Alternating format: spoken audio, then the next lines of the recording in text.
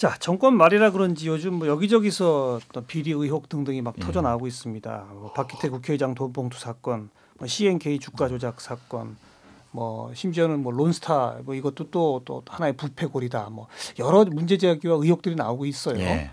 가장 심각하고 중요한 문제라고 생각하시는 건 뭡니까? 그런 것 가운데. 다 심각한데요. 네. 지금 뭐 최시중 씨 측근의 뭐 또 거기도 돈봉투예요. 돈봉투, 최시중 씨의 돈봉투, 박기태 국회의장의 당대표 선거 돈봉투, CNK도 역시 돈 문제고요.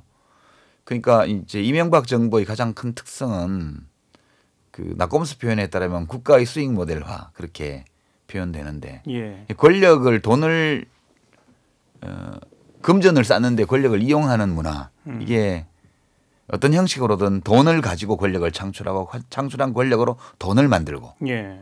이 문화가 이명박 대통령과 그 주변 인물들이 원래부터 가지고 있던 어떤 문화적 본성이에요. 예. 다만 국민들이 그런 시대가 지나갔다고 생각을 하고 그리고 기업인 출신 대통령이 혹시라도 이룰 수 있는 그런 경제적 부흥 이런 데 대한 기대를 가지고 대통령을 찍은 거죠. 예. 결국 그 대통령의 지위에 오르기까지 수단 방법을 가리지 않고 이렇게 경쟁하면서 이겨 승리해왔던 사람을 뽑아놓으면 그 권력을 가지고도 수단 방법 가리지 않고 사익을 추구한다.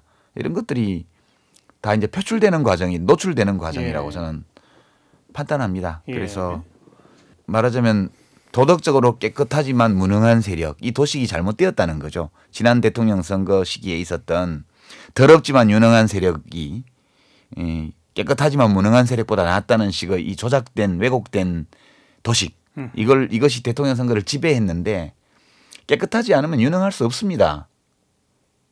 저는 그렇게 생각하거든요. 사익을 챙기면 국가 운영에 유능할 수 없다. 그럼요. 어떻게 유능할 수가 있겠습니까?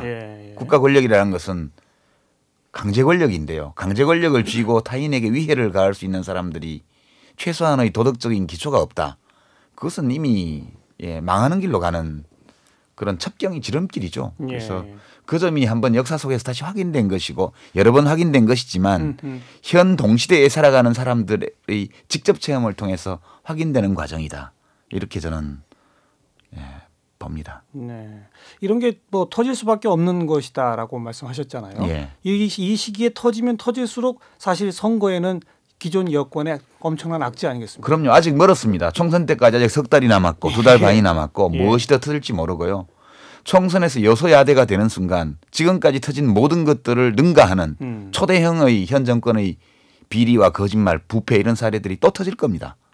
그건 왜 그렇죠? 여소야대가 되면 왜 터지죠? 예, 지금은 국정조사를 할 수 없잖아요. 국회가. 예. 그래서 의혹이 있는 대형 사건들이 굉장히 많이 있기 때문에 여소야대 국회가 되는 순간 금년 6월부터 곧바로 야권이 진보개혁 진영이 다수를 차지한 국회가 국정조사를 시작하면 특검을 도입하고 이렇게 하기 시작하면 아마 이명박 정권 안에서 저질러졌을 것으로 지금 추정되고 있는 온갖 거짓말과 이 사기, 은폐, 부패 이런 사건들이 엄청나게 터질 거라고 저는 보고 있습니다. 특검 1호, 2호는 뭐가 필요하다고 보세요?